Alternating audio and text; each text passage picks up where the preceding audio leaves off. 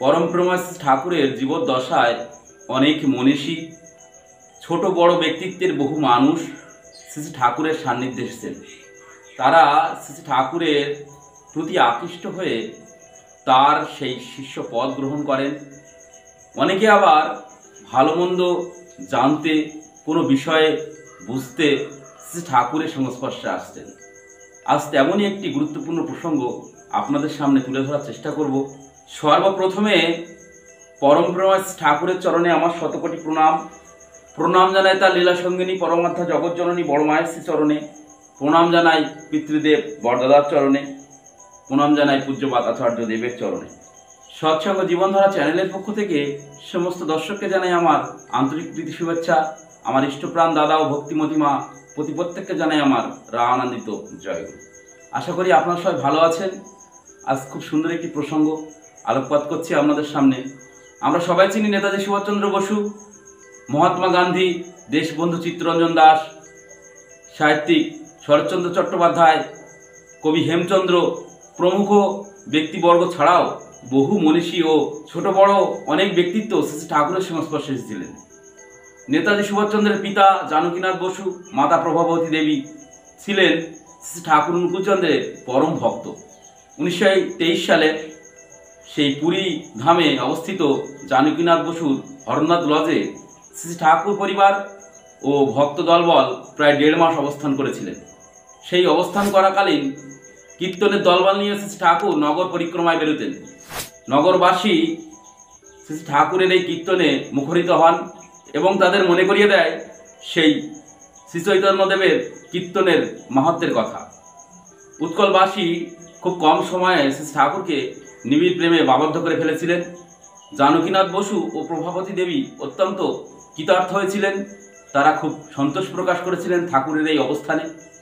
নেতাজি সুভাষচন্দ্র বসু নিজের ইচ্ছায় এবং মাতৃ আজ্ঞায় বেশ কয়েকবার শ্রী ঠাকুরের দর্শনে তিনি গিয়েছিলেন। অনেক কথোপকথন হয় শ্রী ঠাকুরের সঙ্গে। নেতাজি সুভাষচন্দ্র বসুর কলকাতা এলগিন রোডের বাড়িতে আজও সযত্নে সংরক্ষিত করা আছে শ্রী ঠাকুরের ছবিখানা। দেশবন্ধু চিত্তরঞ্জন দাস তিনিও ছিলেন ঠাকুরের পরম ভক্ত। ঋষি অরবিন্দ ঘোষের ভাই রবীন্দ্রনাথ ঘোষের কাছে তিনি পাবনা সৎসঙ্গ আশ্রমের খবর পান। তিনি আগ্রহী হয়ে পড়েন সেই ঠাকুর দর্শনে।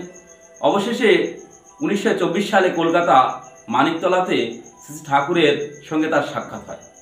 প্রথম দর্শনে বহু বিষয়ে অনেক কথোপকথন হয়। অবশেষে সেই দিনই শ্রী ঠাকুরকে তিনি গুরু পদে গ্রহণ করেন, অর্থাৎ তার শিষ্যত্ব তিনি গ্রহণ করেন।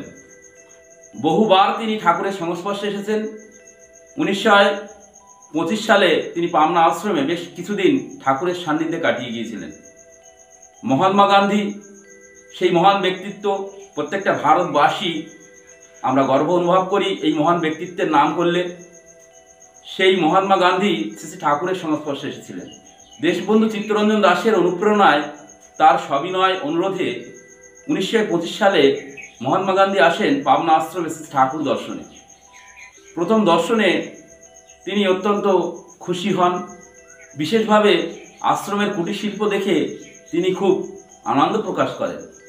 শ্রী ঠাকুরের মাতা মনমোহিনী দেবীর ব্যক্তিত্বে তিনি অত্যন্ত মুগ্ধ হন। তিনি মুগ্ধ হয়ে বলেন, এমন আশ্চর্যজনক ব্যক্তিত্বময়ী মহিষী নারী তিনি এর আগে কখনো দেখেননি। শ্রী ঠাকুরের অসুস্থতার খবর পেয়েও তিনি কলকাতা মানিকতলায় আসেন। শ্রী ঠাকুরের বিছানার পাশে মহাত্মা গান্ধী বসতেই শ্রী ঠাকুর তার কোলে মাথা রেখে শুয়ে পড়েন। মহাত্মা গান্ধী হাসতে লাগলেন। শ্রী ঠাকুর ও মহাত্মা গান্ধীর অনেক সময় কথোপকথন হয়। এমনিভাবে বহু ব্যক্তিত্ব শ্রী ঠাকুরের সংস্পর্শে এসেছেন। কবি হেমচন্দ্র, 1920 দশকের বিখ্যাত কবি হেমচন্দ্র, তিনি ছিলেন বহু গুণের আধার। তার একটি বদ অভ্যাস ছিল মদ্যপান। শ্রী ঠাকুরের প্রেম লীলার কথা তিনি শুনেছেন বহুবার। শ্রী ঠাকুরকে পরীক্ষা করার জন্য তিনি মদ্যপ অবস্থায় কলকাতা শ্রী ঠাকুরের হরিতকি বাগান লেনের বাড়িতে তিনি উপস্থিত হন। শ্রী ঠাকুর তাকে ওই মদ্যপ অবস্থায় আলিঙ্গন করেন। হেমচন্দ্র কৌতূহলে জানতে চাইলেন শ্রী ঠাকুরের কাছে যে, আপনি আমাকে ঘৃণা করলেন না? আমি তো মদ খেয়েছি। শ্রী ঠাকুর খুব সুন্দর করে বুঝিয়ে বললেন, আমার বাঁ হাতে ক্ষত হলে কি আমরা সেটা ডান হাত দিয়ে সারিয়ে তোলার চেষ্টা করি, না কেটে ফেলে দিই? এই কথায় খুব ভালো লাগলো কবি হেমচন্দ্রের। তিনি শ্রী ঠাকুরের শিষ্যত্ব গ্রহণ করেন। শ্রী ঠাকুরের সংস্পর্শে এসে সেই বদ অভ্যাস মদ খাওয়া ত্যাগ করে তিনি সুন্দর মানুষ হয়ে ওঠেন। পরম প্রেমময় শ্রী ঠাকুরের অমোঘ এই প্রেম লীলার কথা আমরা বহু শুনেছি, তার বর্ণনার অন্ত নেই। সাহিত্যিক শরৎচন্দ্র চট্টোপাধ্যায় এসেছিলেন শ্রী ঠাকুরের দর্শনে। ঠাকুরের সঙ্গে বহু কথোপকথন হয় শরৎচন্দ্র চট্টোপাধ্যায়ের। শ্রী ঠাকুর শরৎচন্দ্র চট্টোপাধ্যায়কে বিয়োগান্তক লেখা থেকে জীবন বর্ধনকারী লেখা মানুষের দরকার এতে উৎসাহিত করেন।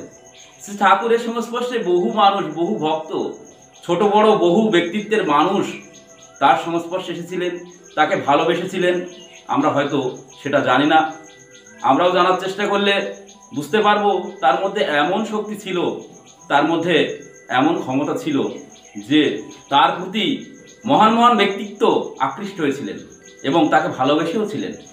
আজ আলোচনা এই পর্যন্ত। আমি সবার সুদীর্ঘ জীবন, শান্তিময় জীবন কামনা করি পরম পিতার চরণে। সবাই ভালো থাকবেন, সুস্থ থাকবেন। সবাইকে আমার রাগানন্দিত জয়।